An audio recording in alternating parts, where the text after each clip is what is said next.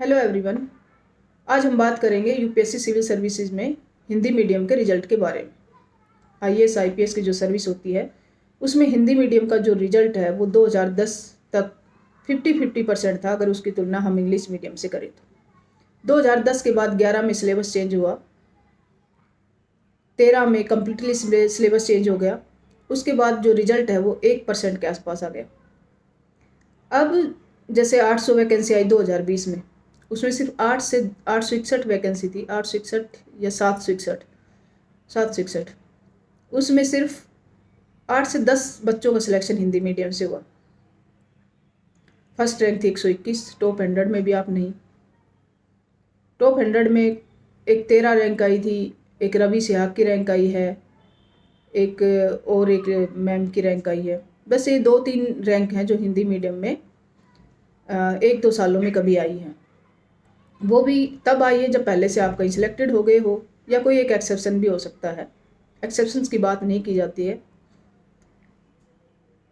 तो इतनी ज़्यादा वैकेंसीज़ के अंदर, इतनी वैकेंसीज़ के अंदर 8 से 10 लोगों का सिलेक्ट होना। आप हिंदी मीडियम के जो कोचिंग है उनकी क्लासरूम अगर देखोगे बड़े कोचिंग का, तो 1200 के आसपास कैपेसिटी होती है। जब भी प्री का रिजल्ट आता है या मेंस का रिजल्ट आता है, आप देख सकते हो कि आपके आसपास जो है कितने लोग सेलेक्ट हुए हैं। पूरे 1200 कैंडिडेट्स में से प्री 1 से 2 या 3 का, मैक्सिमम 4 का 5 का निकला होगा, और मेंस तो आप मुश्किल से कोई 1-2 देखने को मिलेगा।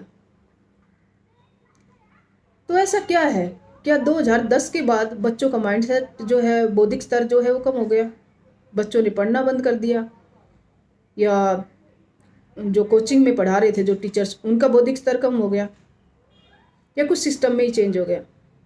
कहीं तो कोई दिक्कत है।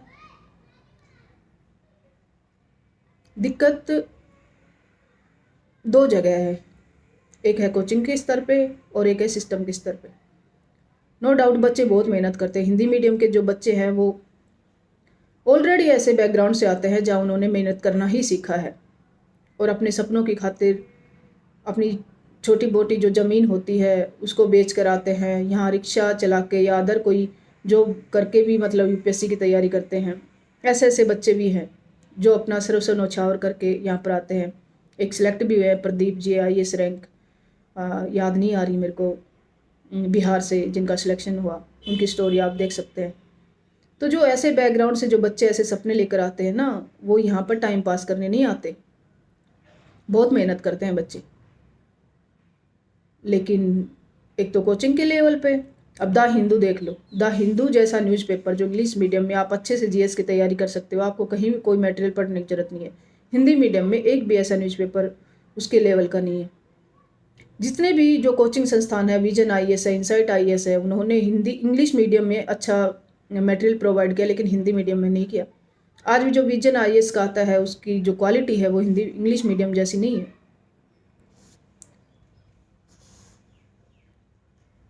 दूसरा जो है कि वो कोचिंग के स्तर पे, जो कोचिंग वाले पहले सिर्फ आईएएस की तैयारी करवाते थे 2010 से पहले, और पीसीएस को तो मानते भी नहीं थे, कि मतलब थोड़ा सा लोअर लेवल मानते थे, लेकिन आज वही कोचिंग वाले आईएएस की भी तैयारी करवाते हैं, छत्तीसगढ़ पीसीएस की भी करवाते हैं, झारखंड पीसीएस की भी करवाते हैं, एमपी पीसीएस की भी करवाते हैं, हरियाणा पीसीएस की भी करवाते हैं, यूपी पीसीएस की भी करवाते हैं, और बिहार पीसीएस की भी करवाते हैं।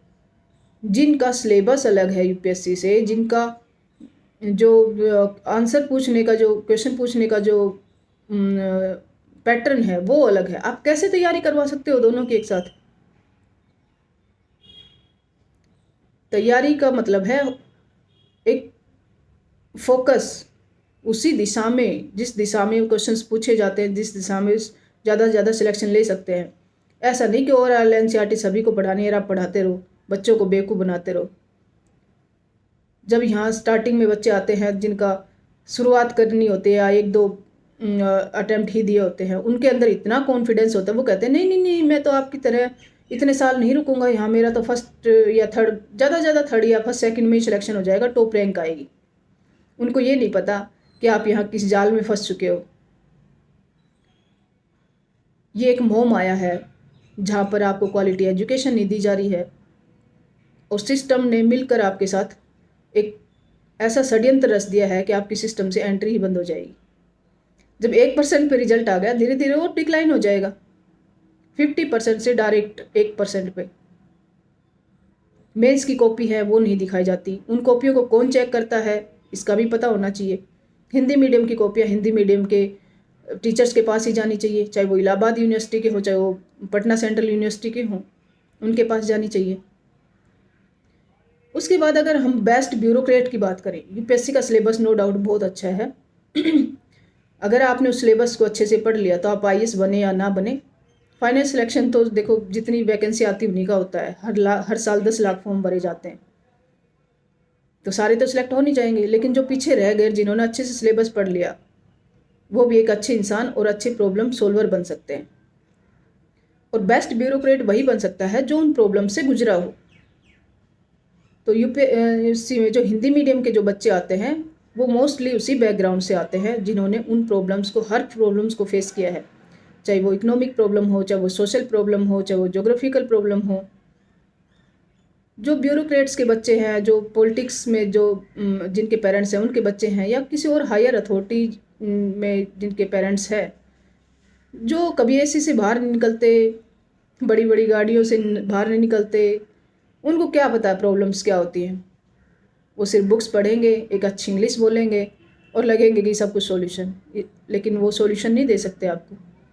इसलिए यूपीएससी को कोशिश करनी चाहिए कि हिंदी मीडियम के बच्चों का ज़्यादा से ज़्यादा सिलेक्शन हो, जिससे भारतीय भाषा को जो है वो बढ़ावा दिया जा सके, रियल प्रॉब्लम सॉल्वर्स जो हैं उनका सिलेक्शन हो सके, ताकि वो देश के डेवलपमेंट में अपना योगदान दे सकें और डेमोक्रेसी में उनका भी पार्टिसिपेशन सुनिश्चित हो। हिंदी को प्रोत्साहन देने के लिए सिर्फ हिंदी दिवस मनाने की ज़रूरत नहीं है, उसको एडमिनिस्ट्रेटिव लेवल पे भी उसका पार्टिसिपेशन बढ़े, इसके प्रयास करने ज़रूरी हैं। और वो प्रयास गवर्नमेंट और कोचिंग संस्थान दोनों को करने होंगे। इसलिए बिना रोए आपकी कोई नहीं सुन सकता। कहते हैं ना कि बिना रोए तो माँ भी बच्चे को दूध नहीं पिलाती।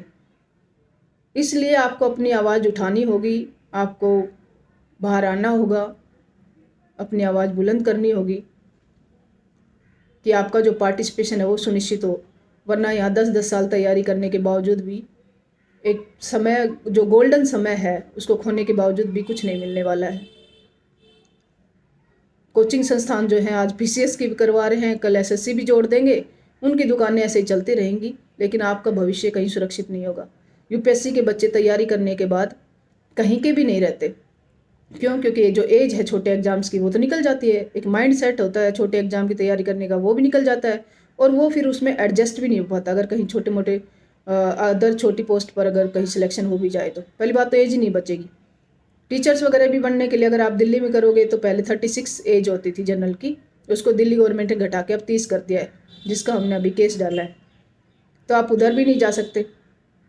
अदर स्टेट्स का आप देख सकते हो, फिर वहाँ पर करप्शन, पेपर आउट, ये सब चीज़ें भी है उसके साथ।